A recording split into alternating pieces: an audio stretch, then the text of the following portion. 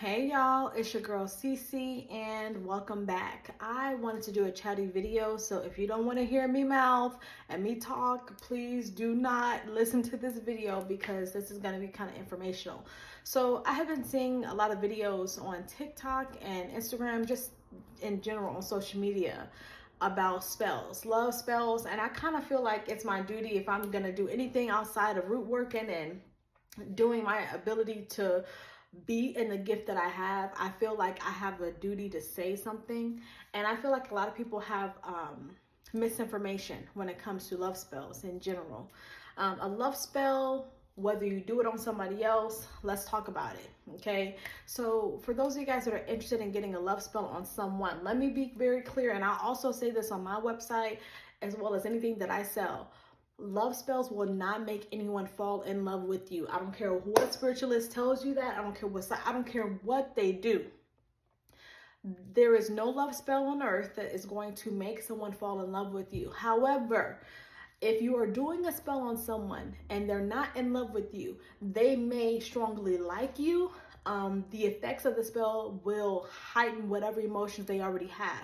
So if they're already into you, they're going to become a little bit more obsessive. Okay, it's going to be a little bit quicker for this person to fall for you if you're going to do a love spell. I do feel like with any love spell, like I said, you need to find someone that is proven to be very accurate and valid in their work and their spiritual work, someone that you trust.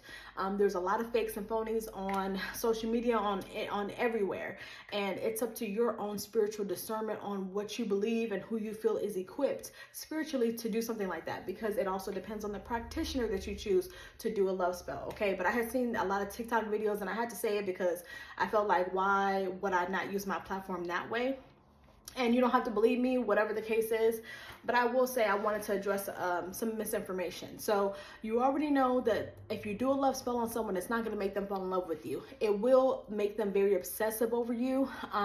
If they are already falling for you, it will heighten that as well.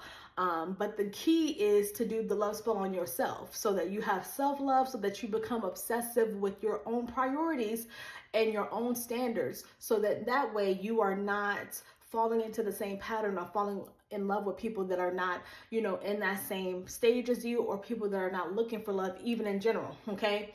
So in cases where love spells work, that's usually with people that already are in strong like with you. They already love you on some type of level. I had seen a video on TikTok earlier and I did comment on it. I'm not going to post it here, but there was a video of a young lady, and she posted that if you do a love spell on someone and that person never reaches out to you, then that means that there was not enough energy to begin with, kind of insinuating that that person never had feelings for you to begin with. I want to address that because I don't think that that's necessarily true in all cases. So whenever someone buys a love spell from me, or I wouldn't say love spell because I do a lot of self-love stuff and love like jars. So basically a love jar is like kind of a milder version of like a love spell. And I feel like the love jar only will enhance what you already have. I have to say, with that young lady's video, I agree with the whole point of, you're not able to make someone fall in love with you. If the energy is not there, the energy is not there. But I don't want anyone to go into spiritual psychosis when watching videos like that, because it's very easy to do so on TikTok. For those of you guys that may have bought love spells from people and it didn't work, it's not always the case that the person never had feelings for you. Sometimes, and I will say a majority of the time, I'll even take it that far. The majority of the time, if your love spell did not work,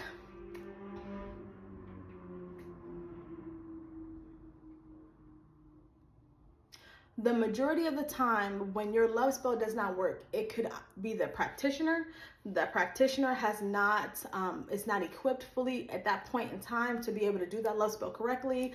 They may not have all the energy that they need to do it, or even the ingredients that they need, or whatever it is. Okay, sometimes it's the practitioner, but 99% of the time it does not work. It's mainly because of your spirit team. Let me be very, very frank. I tell all my clients this, anybody that book a reading with me. If you are trying to get a love spell or do something on someone and you've already been given no's from your team, like There's been delays, there's been confusion, like an enormous amount, okay? Things that's very clear, it's deliberate. It's your spirit team that's blocking that energy from going forward, okay? It's not always because someone doesn't like you or doesn't love you. Any type of spell is an influence over emotions anyway. So I always tell people, anyone that wants to get a love jar, do a love jar on yourself first. If you want to do a love jar on someone else, do it for someone that you feel is worth it, because either way it goes, the way my team works, if you buy a love spell from me and your team does not agree with it, they will send it back. So they will block anything that is not for your highest good, just like anybody's spirit team. So that could be the main reason why your love spell may not be working, even if you did it on your own or whatever the case is. It's because your spirit team does not agree with the trajectory of where it's going to take you.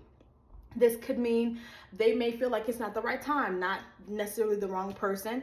Sometimes it's the wrong person. Sometimes it means that your spirit team doesn't want you to focus on that right now.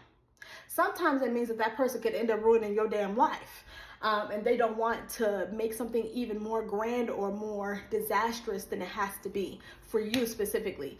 And sometimes it's that person that you're intending the spell to be upon, it's their spirit team that's blocking it. Like, hey, this person ain't ready. We can't bless this person with you because you're too good for this person right now. Sometimes I've had a whole lot of sessions with people, and their spirit team will communicate with me and say, hey, she's not in a place to hear this, or this person's not in a place to be in a relationship. And I will tell you the truth. I'm not one of those readers that's going to tell you that the sky is wonderful and the person is great and you guys are going to get married tomorrow. I've never been that type of person, and I'm not going to start. So I had to address that. Sometimes when you're doing love spells, it's very important for you to tune into yourself first before you get ready to do love spells on anyone else. 9 times out of 10, if you feel that you need to do a love spell, that is a cautionary sign from your team telling you you need to reconvene. You need to come back to yourself and ground yourself, because no matter how much you feel about a person, if they're willing to be in your life, I don't care if it's many years in the meantime, they will come back. It will not be a time or a place where your destinies miss each other, because if that's the case, it was never meant. So I don't want anyone to get wrongly discouraged over misinformation on TikTok. Like I said, to go back to my original point, it doesn't mean if a spell didn't work that it was because that person did not care about you at all. I think that's strong misinformation. But I also feel like it is somewhat of like people trying to deter people from seeing the truth. Sometimes it's because the practitioner is not good at what they do. Let's be real. And sometimes it's also because your team wants better for you, higher for you, or it's not the right time. So I want everyone to take that piece of advice. Understand that before you get into witchcraft and spirituality and stuff like that, you got to be in tune with yourself. Nothing is going to work to its highest potential if you are not at your highest potential in your mind. If you are going from one thing to the next, of course, the energy that you receive back will be frivolous and it will be all over the place. So you get what you give. Okay, I love y'all so much, and I'll talk to you later. Bye.